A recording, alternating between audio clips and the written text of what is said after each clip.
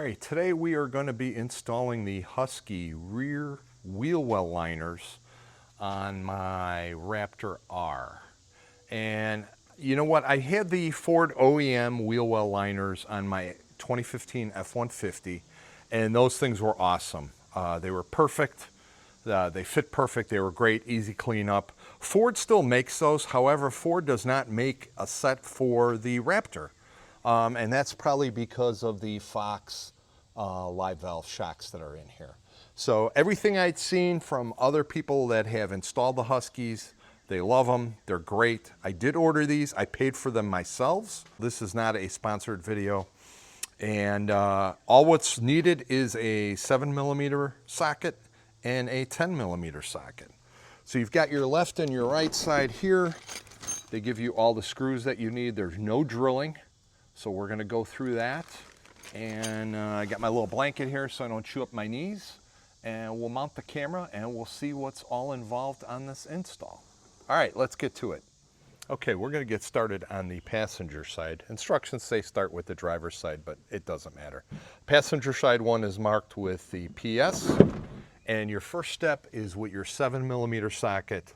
There are, I believe they said 8 of the screws for the fender flare. 1, 2, 3, 4, 5, 6, 7, and 8. We're going to remove those.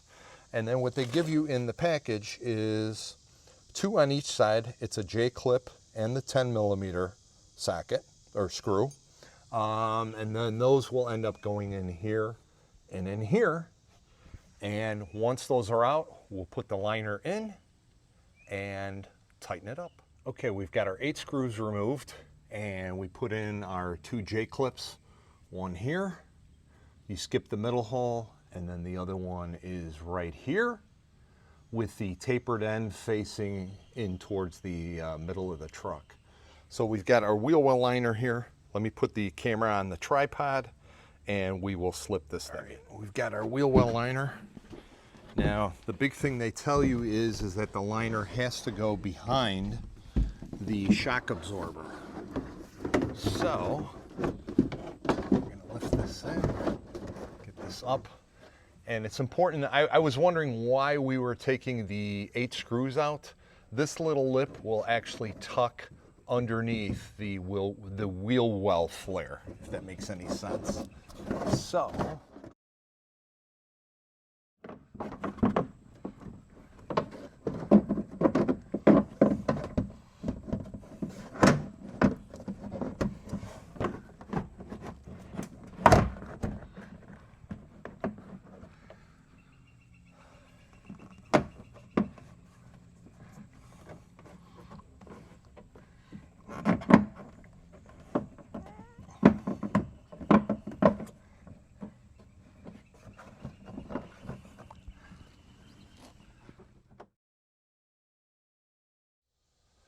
okay, day 2 and we are finally done.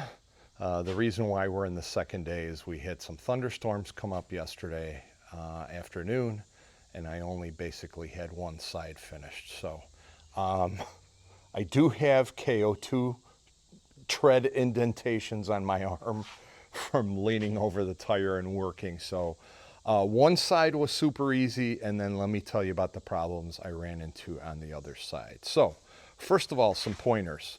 This is the driver's side. Driver's side went totally flawless, easy, no problem. The one thing, and I hope Husky is watching this, they tell you to take out the 8 screws all the way around. Screws number 1 down here and number 8 down here do not need to be taken out. So save your time. I actually thought this part of the wheel well liner actually would fit down in here, and there's no way because the lip that's in here fits perfect and there is a normal gap.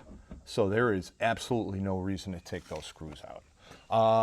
What you end up doing is, and the reason why I started videoing this entire assembly process, I started, of course, on the passenger side, got so frustrated and it was so long, I'm like, nah, I'm not gonna film this. I'm gonna everybody's going to be bored by the time it's done, so let me just explain what happened.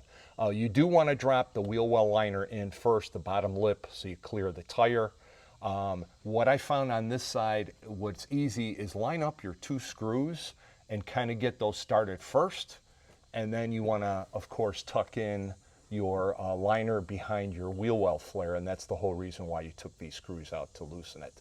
I did not have my trim panel tool here at this house, so what I used was a butter knife, the top edge that wasn't sharp, and I just basically went around, and it was pretty easy. So not too bad. That was this side. Put the screws back in. Oh, you do have to remember to tuck the piece in behind the. There's a tab here.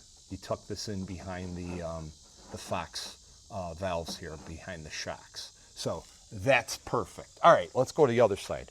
This was the trouble side. So what ended up happening was I ended up getting the sun's kind of shining here, kind of glare. I got the lip in, no problem.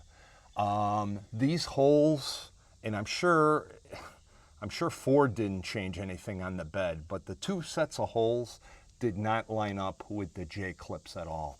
And you know, it's not like you can slide and move this panel over. I mean, this thing is in the right place. It's in solid. What I ended up having to do was just taking a drill, pulling it away, and I drilled for this back one on the passenger side that's towards the back. I ended up having to go to the right and a little bit up with the drill to notch the plastic out a little bit more. And then on the one that's closest to the front of the truck, I just had to go a little bit to the right side. So I mean, you know, even that isn't even lined up. You think if they were off, they'd be off by the same amount, but you know, this one had to go to the right, this one had to go to the right and up. So once that was done, you know, it's still a little bit hard to get the screws to thread in, but it's fine. Once again, you end up putting this lip, tuck it in behind the shock, and you know, this, don't bother with the 2 bottom screws here and here. So, all right, Husky, I hope you're watching that regarding the alignment of the holes. I had seen one other reviewer had said something about the holes didn't line up and they ended up sending it back. One other thing for Husky to note, you know, they do say that you do need a 7mm ratchet. Let's see here, and a 10mm. That was correct. Yet on the back, they tell you as you're using a 7mm socket, now they're saying tighten it with an 8mm socket. No big deal. I'm sure everybody can figure it out, but Husky, if you're watching, fix your instructions. So, all right, that's it. I'm happy with the fit and finish. Like I said, a little bit of a snag. Hopefully these tips will help you out and save you a little bit of time.